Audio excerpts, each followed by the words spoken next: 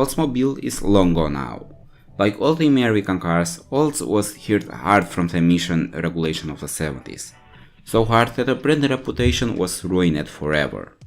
So in the mid-80s, Oldsmobile started a campaign called Not Your Father's Oldsmobile, when new cars were introduced in a desperate attempt to appeal to the young people. The campaign did not work at all.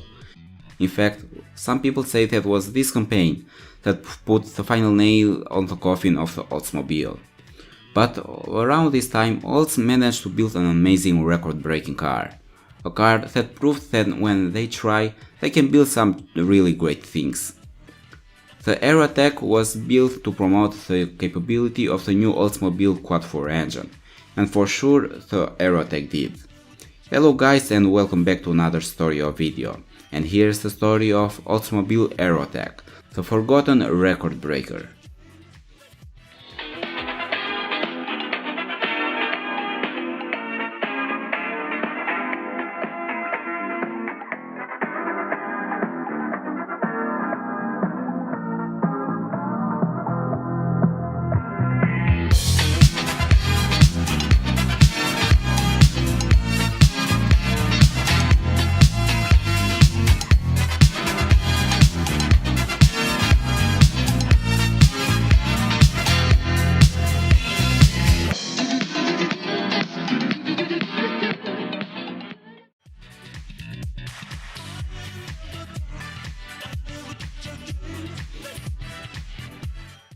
In the mid-80s, Olds was working on a new engine, called the Quad-4.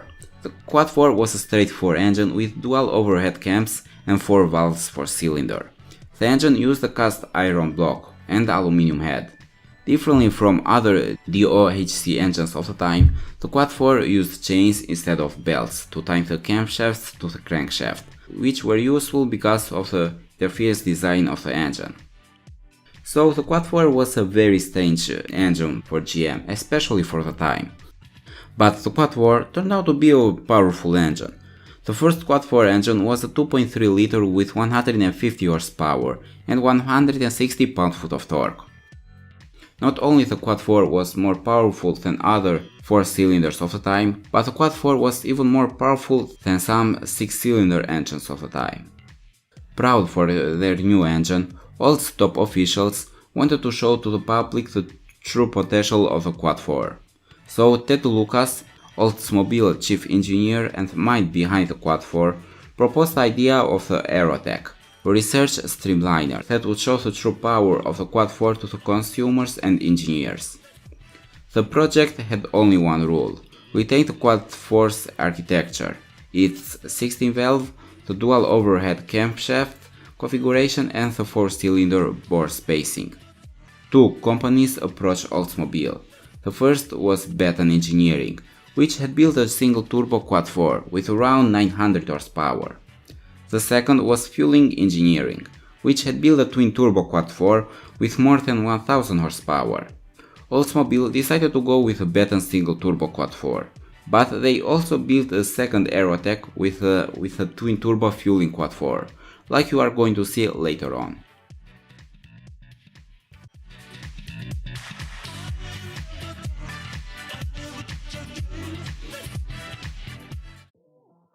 The body of the car would consist on a GM-designed carbon fiber body, riding on a modified March 84C chassis. Ed Wellborn, which back then was the assistant chief designer, was chosen to do the design of the car. Wellborn said, quote, "I love the cars that ran at Le Mans, like Porsche 970s and especially the Chaparrals. I often found myself sketching such vehicles as a side, while working on the W body cars, and the Aerotech project was my dream assignment."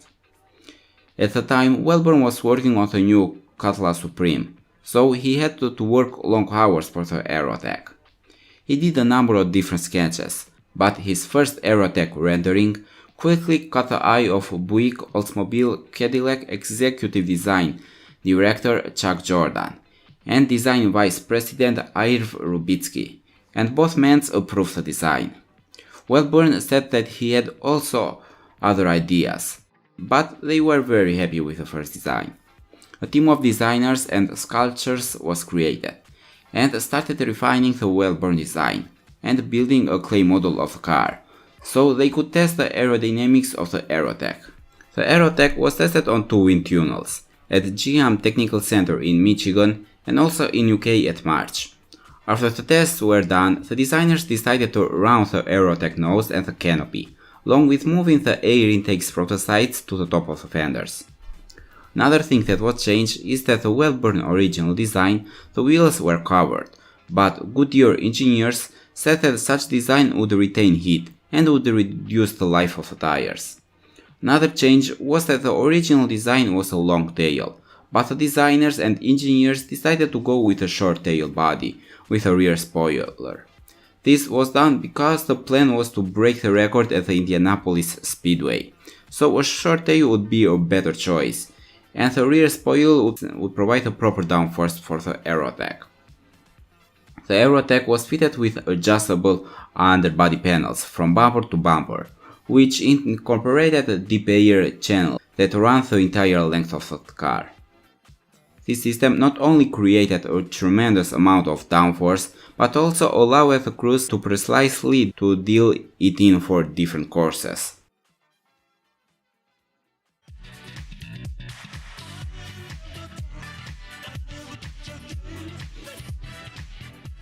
Since the Aerotech was no ordinary car, could only be driven by someone with unusual skills, a crazy man.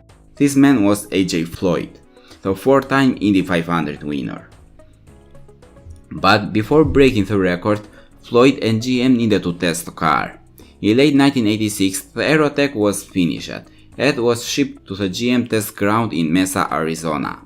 Floyd was a little bit skeptical before the test, but after the test was done, he was pretty amazed by the car. Oldsmobile and GM officials were pretty happy from the results of the Aerotech, so they decided to build another one. This time a long tail with a twin-turbo 1000 horsepower fueling engineering engine. This decision was made because the Indianapolis Speedway was dropped, and instead the Fort Stockton Test Center in Texas was chosen. In August 26, 1987, Oldsmobile crew, together with Floyd's team and the FIA officials, arrived at Fort Stockton to finally break the record.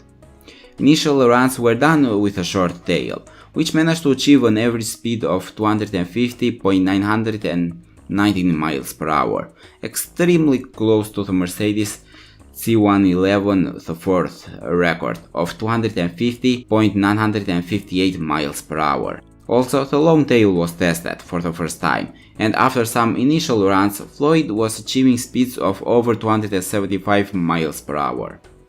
The next day was the big day. The long-tail Aerotech was the first one, which ran the track at 267.399 miles per hour average, a record that is still unbroken. After failing to break the Mercedes record one day earlier, Oldsmobile engineers tried to improve the aerodynamics as much as possible, with taping over the cabin air intakes to eke as much speed as possible. And this worked. The short-tail Aerotech completely destroyed the C111, the fourth record, with an average speed of 257.123 miles per hour. The Aerotech worked perfectly for Oldsmobile, since their car was featured on TV, posters and news publications of the time. Also in 1987 at Chicago Auto Show, Oldsmobile presented a model of the Aerotech cockpit. This wasn't a part of the car, but a clay model, which was used as a design study by GM designers.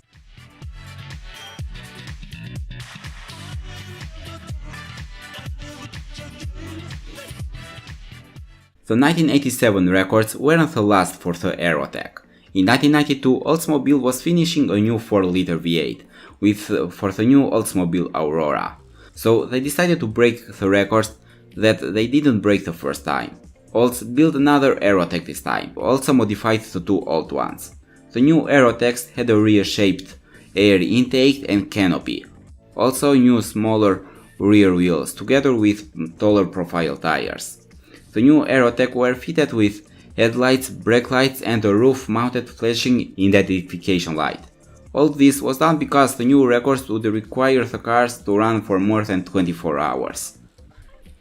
But differently from the turbocharged quad 4s, the V8 were basically stock, just with some minor changes. In September 4, 1992, the Aerotechs returned to Ford stock track, when they ran for 8 days straight. The Aerotechs set nearly 47 different records, including here 10,000 kilometers at 170.761 miles per hour and 25,000 kilometers at 158.386 miles per hour, and many national and international records.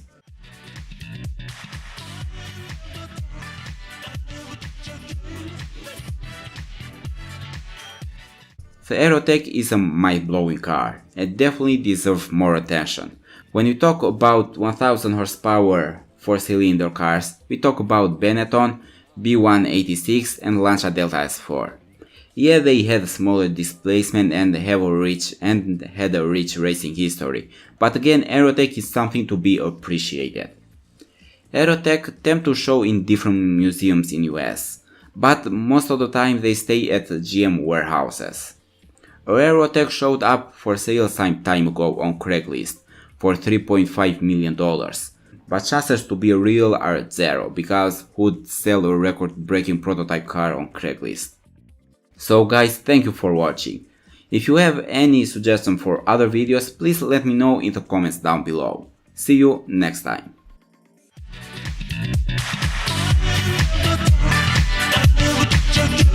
Let's